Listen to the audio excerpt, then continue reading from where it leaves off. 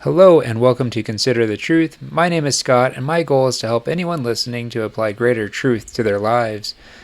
For any new listeners here today or watchers, I invite you to go check out some of my other channels. I'm doing this video mostly to try to engage a new type of audience that might find my other videos very interesting. So anyway, today I'm talking about how Loki is anti-Christian and probably a little bit satanic.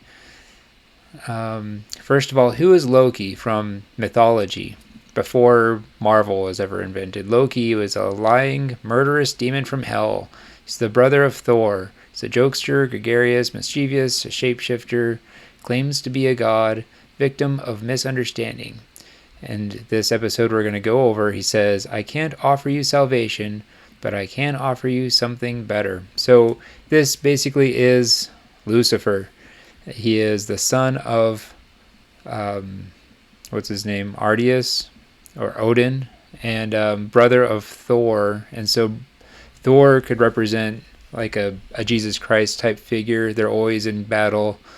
And we'll get into the episode, season 1, episode 1. So Loki gets captured. He goes to a place called the TVA, and a worker gives him this big stack of papers. He says, please sign to verify this is everything you've ever said. So Loki's arrival here is parallel to our judgment day, once we die and we're judged by God, and he's being held accountable for everything he has ever said. So when you approach the episode in this light, everything going forward makes total sense. So next he goes through this robot detector. The guy says, please confirm to your knowledge that you are not a fully robotic being, were born an organic creature, and do in fact possess what many creatures would call a soul. Loki says, what? To my knowledge? Do a lot of people not know if they're robots? And then the worker says, thank you for confirming, move through. What if I was a robot and I didn't know it? And the worker says, the machine would melt you from the inside out. Please move along, sir. Okay, I'm not a robot, so I'll be fine. Okay, are we robots, or do we have a soul? What if we are robots and didn't know it? Are people that believe in God really just robots doing what they're programmed to do? Do we really have any freedom to make any choices in life? So these are all themes that the rest of the episode is going to address. Next, Loki goes in and he watches this Miss Minutes video to kind of explain where he's at and what's going on.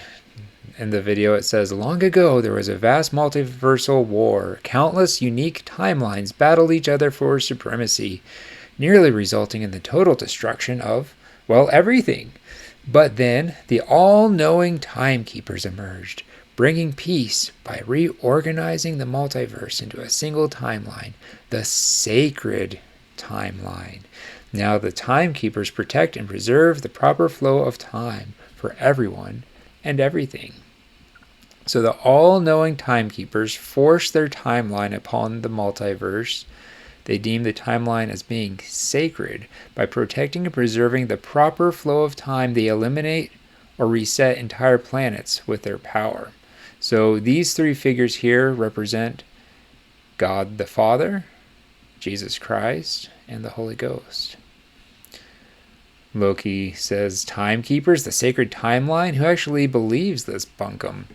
So, all right, so he's already kind of denying, or he doesn't want to believe what we've just been told on the show. And there's a guy here next to him that's kind of in the same process, and the guy didn't take his ticket for going through the line, and he gets vaporized for not taking his ticket. So at the TVA, people don't matter.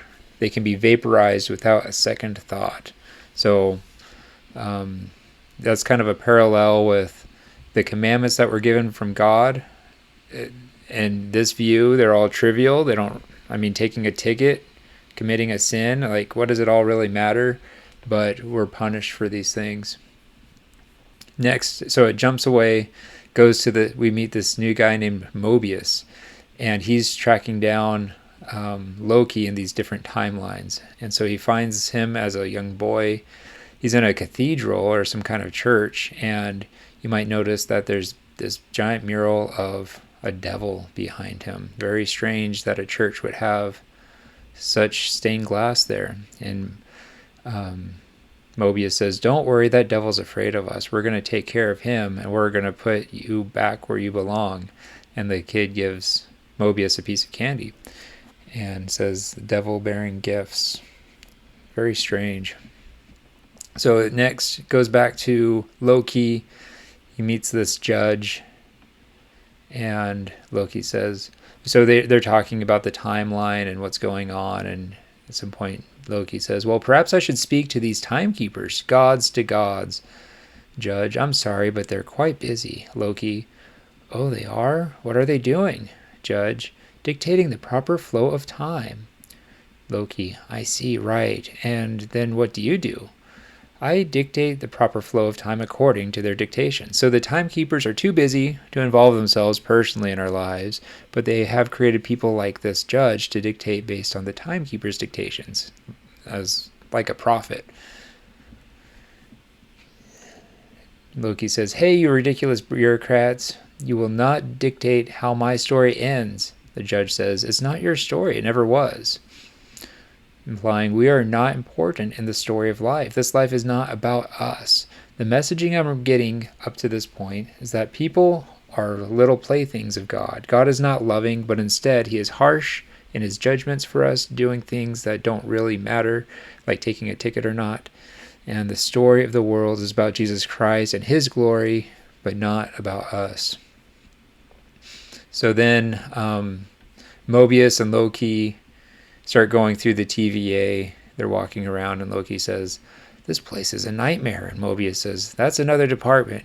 Now that department, I'll help you burn down. And making a reference to hell, which, I mean, obviously the TVA doesn't have a nightmare department. They're just building up these parallels. Loki, at some point, he's walking around the TVA, and he sees all these Infinity Stones from the Marvel series, which these Infinity Stones mean everything. If you get these stones, you could basically rule the universe. And at the TVA, they're worthless. They mean nothing. They have no power.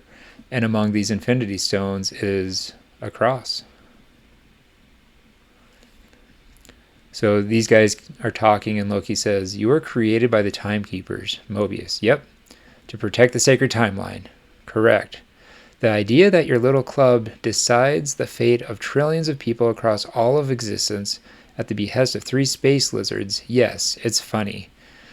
Mobius, should you return, what are you going to do? Loki, finish what I started, which is? Lokius, claim my throne.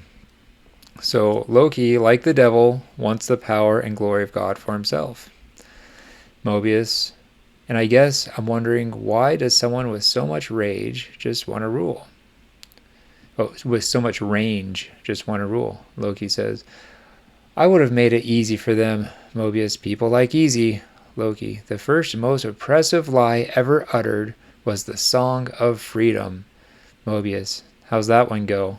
Loki, for nearly every living thing, choice breeds shame and uncertainty and regret. There's a fork in every road, yet the wrong path is always taken. Loki, like the devil, wants to take away the freedom of choice. He wants all the power, and for us to be slaves to him in the name of an easy life. Mobius, you're born to cause pain and suffering and death. That's how it is. That's how it was. That's how it will be.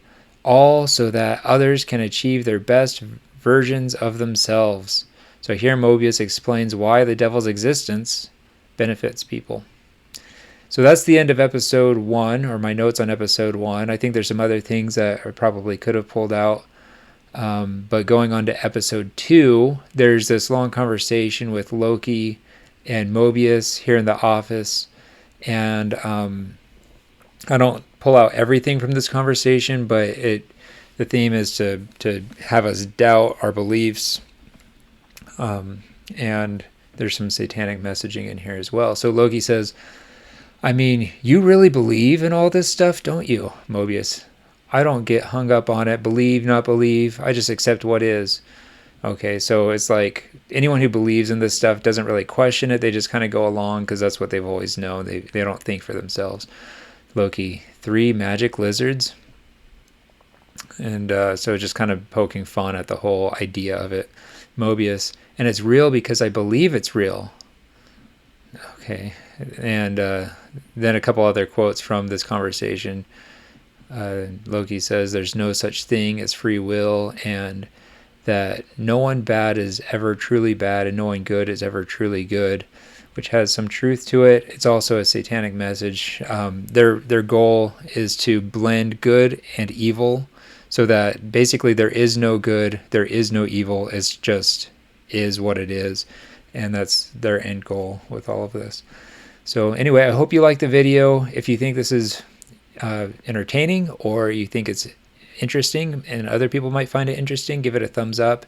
But I really do want you to take some time and check out some of these other videos. That's why I made this one, is to try to promote my other videos and hopefully expose people to other ideas and hopefully get them interested in some other truths that they might not already know about.